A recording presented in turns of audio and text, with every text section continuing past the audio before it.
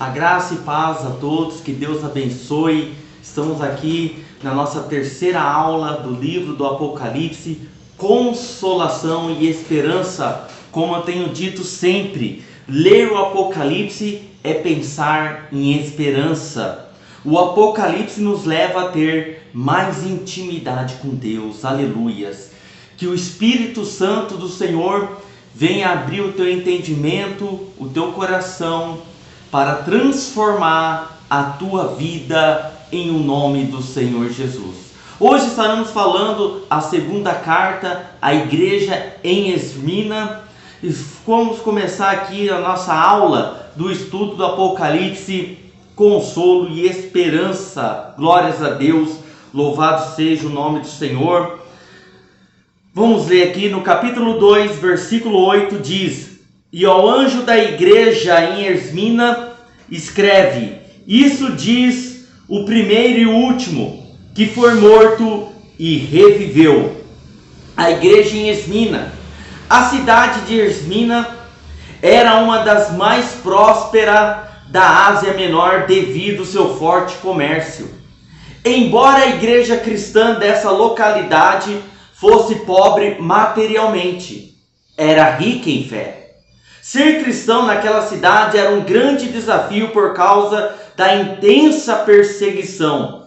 Inclusive, muitos foram mortos por confessarem a Jesus como Senhor e Salvador. Diante de tanto sofrimento por causa da fé, Jesus os confortou, identificando-se como o primeiro e o último, que foi morto e reviveu. Ou seja, o nosso Senhor venceu tudo, até mesmo a morte.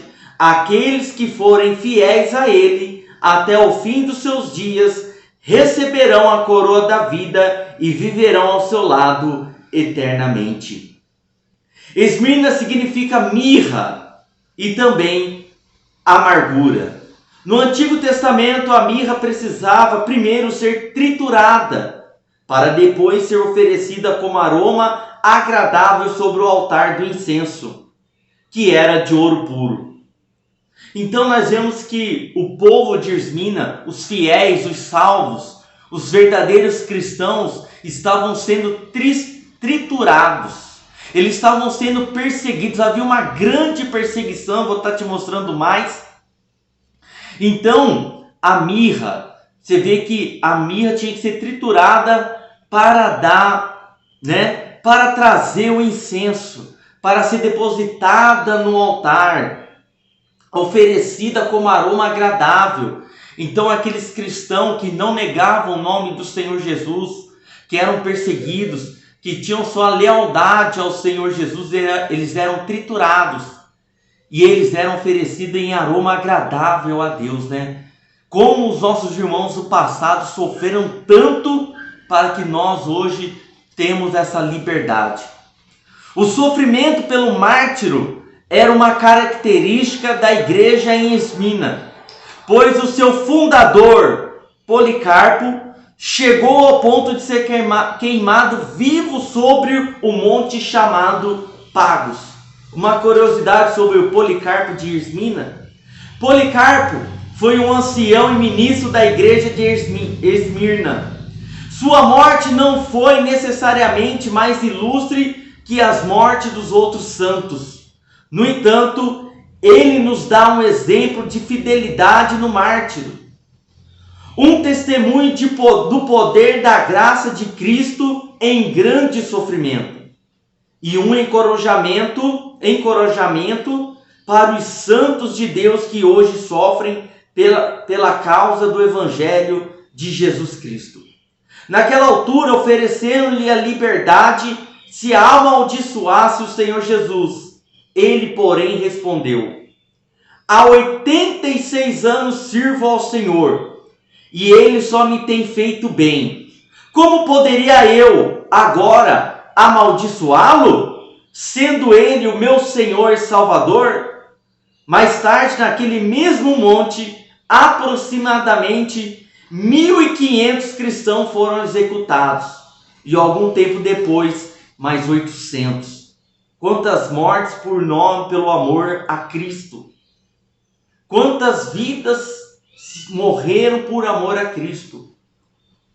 É uma reflexão para que nós podemos fazer agora. O quanto você tem sofrido por amor de Deus, por amor à palavra de Deus. O quanto você, nos seus problemas, já fala em desistir, em desanimar, em sair da igreja. Que tudo que você tem feito, nada tem adiantado. E olha quantas pessoas morreram por amor ao Senhor e não negaram. Essa mesma história tem se repetido através dos séculos. Não mais por parte de imperadores políticos, mas religiosos. Todas as vezes em que um cristianismo evangélico avançou na Europa, imediatamente surgiu um plano diabólico por parte das lideranças religiosas, a fim de impedi-lo pela força, violência e crueldade. Foi assim que nasceu a Inquisição na Espanha, nos séculos 16 e 17. O massacre da noite de São Bartolomeu na França, em 1572. Na Boêmia, em 1600. Na Áustria, na Hungria, na Polônia, na Inglaterra e muitas outras nações. A história registra que nas perseguições aos evangélicos, cerca de 68 milhões de pessoas foram martirizadas. Mais do que 10 vezes o número de judeus mortos na Segunda Guerra Mundial. No ano 300 depois de Cristo, a igreja era muito perseguida. O imperador Constantino supostamente teve uma visão e viu uma cruz no céu e uma voz que dizia: com este sinal venceria as guerras. E ele venceu as guerras. Após essas vitórias, ele supostamente se converteu ao cristianismo. Chamou os líderes religiosos da igreja do Senhor e fez uma aliança com eles. A igreja deixou de ser perseguida e ela se tornou religião oficial do Estado de Roma e nasceu a Igreja de Roma. Os líderes se corromperam, a igreja se corrompeu e começou a perseguir os verdadeiros cristãos que não se corrompiam. Depois de um tempo nasceu a Inquisição, foi uma divisão da igreja romana, um braço da igreja. Eles criaram um tribunal para julgar quem não se sujeitasse à igreja de Roma.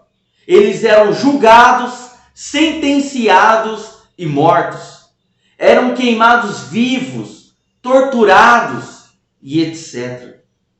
O que eles faziam antes voltavam a fazer agora, perseguindo os cristãos. Só que agora não era mais o Império Romano, e sim a Igreja Católica. E todos esses cristãos poderiam ter sobrevivido se tão somente tivessem negado a fé no Senhor Jesus Cristo e se submetido à autoridade daquele que se julgava o líder religioso de todo o mundo, considerado pelos seus seguidores até mesmo como infalível. Então nós vemos a perseguição que foi tida, como nasceu a igreja romana, né? Como os cristãos foram perseguidos durante 300 anos. Depois o imperador Constantino, através de um sinal, suposto sinal que ele teve, ele se converteu ao cristianismo e quis unir tudo. Mas quando o homem é corrompido, ele começa a perseguir a verdadeira fé, ele começa a perseguir os verdadeiros cristãos. Então, graças a Deus por aqueles homens e mulheres que morreram no passado, nossos irmãos, que hoje temos a liberdade por causa deles, né? Glória a Deus. Capítulo 2, versículo 9. Conheço as tuas obras e tribulação e pobreza, mas tu és rico. E a blasfêmia dos que se dizem judeus e não são, mas são da sinagoga de Satanás. Obras, tribulações e pobreza.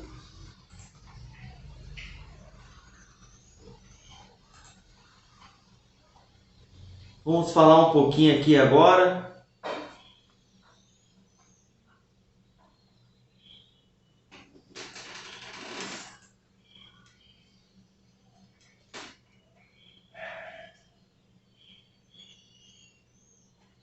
das obras, tribulações e pobreza. A igreja de Esmirna não apresentava tantas obras como a igreja de Éfeso. No entanto, havia qualidade no serviço para Deus. Éfeso caracterizava quantidade e Esmirna qualidade. Essa igreja estava sendo triturada pela perseguição. E isso fazia o seu caráter e a sua fidelidade ao Senhor Jesus se destacarem. Ela suportou as duras provas a que foi submetida porque amava o Salvador acima de tudo.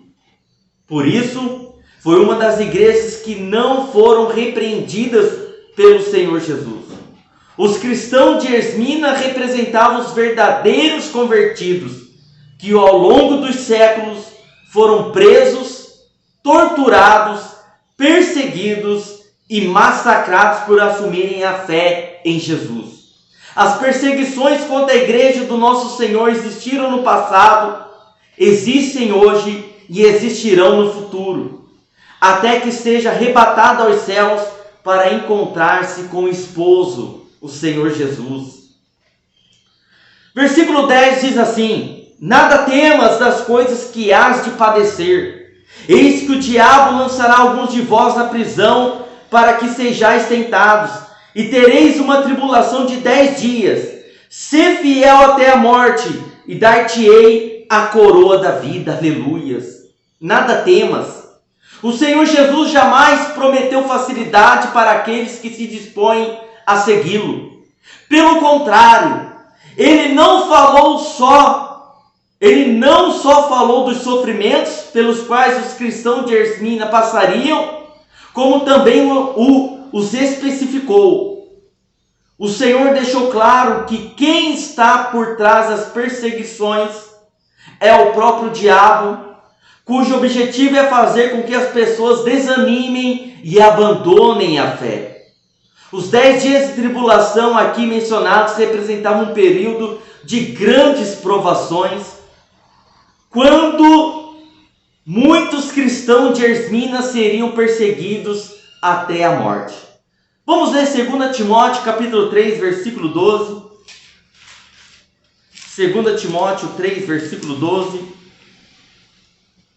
Diz assim: e também todos os que piamente querem viver em Cristo Jesus padecerão perseguições.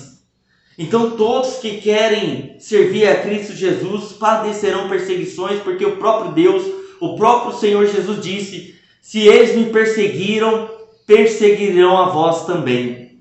Então nós temos perseguições, tribulações, mas nós temos que ser igual à igreja de Esmirna, que não abandona a fé, que não desanima, que persevera, que permanece na fé e na palavra no Senhor Jesus, sabendo que lá na frente tem a recompensa em nome de Jesus. Aleluias.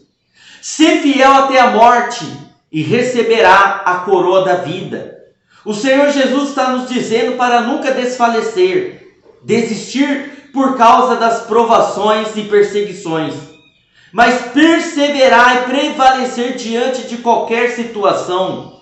Romanos capítulo 5, versículos 3 a 5 diz assim: e não somente isto,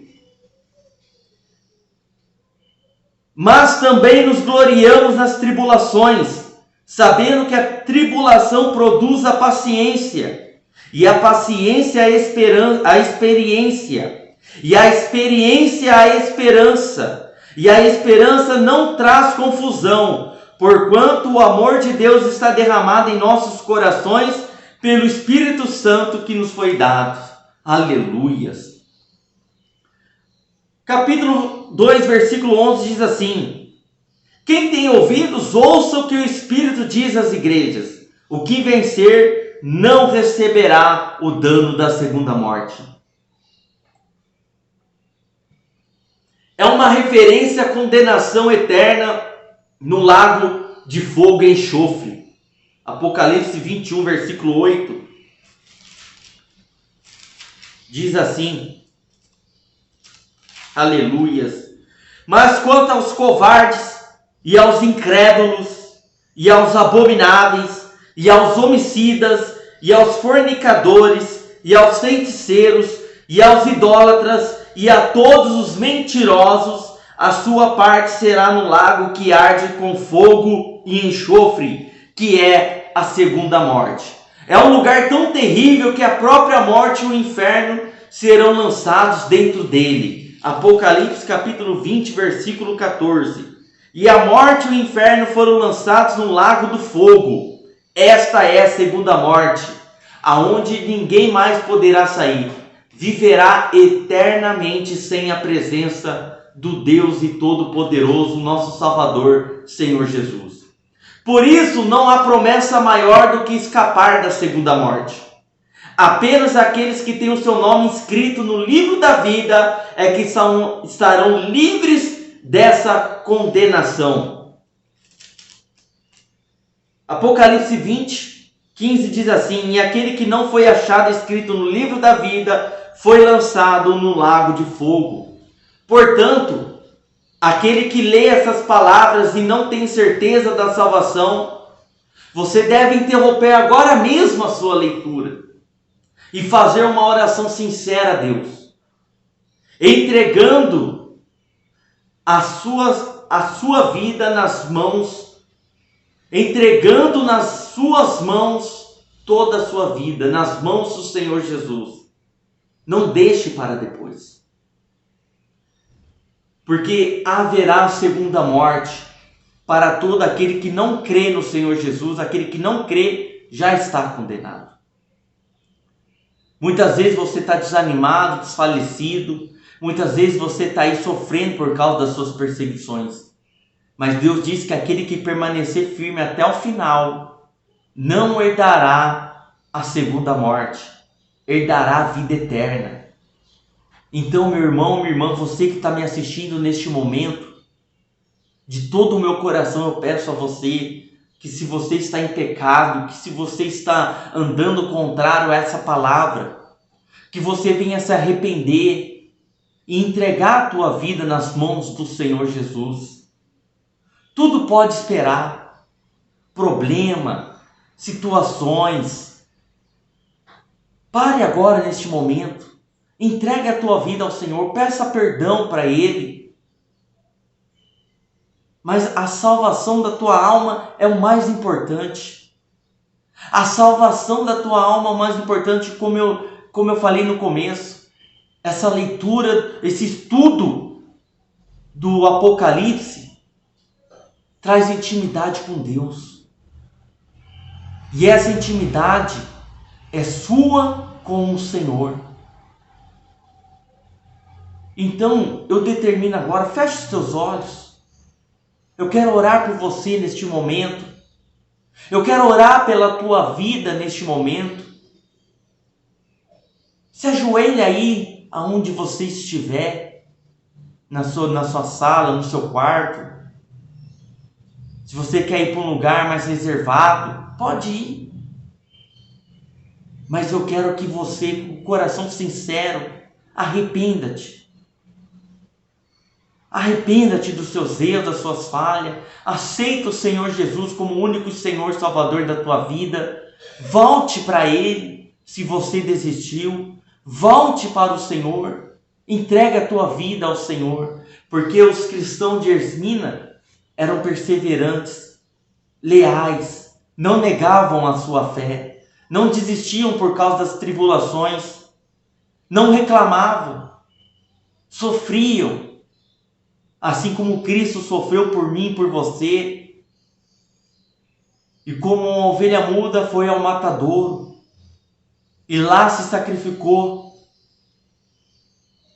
por minha causa e por tua causa, para que nós tivéssemos a vida eterna. O Senhor não veio, Deus não enviou seu Filho para condenar o mundo, mas para salvá-lo. Não importa qual seja o pecado que você cometeu, não importa como foi a sua vida até este momento. Importa que você entregar a tua vida ao Senhor, se arrepender, assim como Zaqueu. Zaqueu era um publicano, um cobrador de impostos, roubava o povo, cobrava mais do povo, mas quando ele teve um encontro com o Senhor Jesus, ele se arrependeu. Ele se arrependeu de todo o seu coração. E assim eu quero que você se arrependa também, para que Deus venha abençoar a tua vida poderosamente. E eu te chamo agora para aceitar o Senhor Jesus como o único Senhor Salvador da tua vida, ou se reconciliar com Ele. Senhor, vamos orar neste momento? Senhor, meu Deus e meu Pai, neste momento agora eu intercedo por cada vida que está me assistindo agora neste momento, que ela com o coração sincero, meu Pai, se arrepende dos seus pecados, que em nome de Jesus o Senhor venha perdoar os pecados dessa pessoa, que o Senhor venha, meu Pai, ser um com essa pessoa, que o Senhor venha transbordar o Teu Espírito Santo na vida dessa pessoa. Meu Deus, que essa pessoa a partir desse momento entregue a sua vida em Tuas mãos, Senhor. Que o Senhor seja o provedor dessa pessoa, que o Senhor livre essa pessoa dessas perseguições e tribulações, que o Senhor abençoe essa pessoa poderosamente, ó Pai, e que a partir deste momento, Senhor, ela venha ser um com o Senhor, ela venha se tornar a esposa do Senhor, a igreja do Senhor, e assim como os cristãos de Esmirna, elas venham perseverar na sua fé, que elas venham permanecer na Tua presença, ó Pai, que a Tua presença venha encher essa vida, esse coração neste momento, meu Senhor, e que o Senhor venha, meu Pai, verdadeiramente livrar essa pessoa de toda acusação do diabo, de todo o pecado do inferno, e a partir de hoje o Senhor faça nova todas as coisas na vida dessa pessoa, em o nome do Senhor Jesus. Diga amém, amém, em o nome de Jesus. Que o Espírito Santo te abençoe, te guarda, te livra, em o nome de Jesus. Se tu uma bênção, haja luz na tua vida, e nos encontramos na terceira aula, em nome de Jesus. Amém.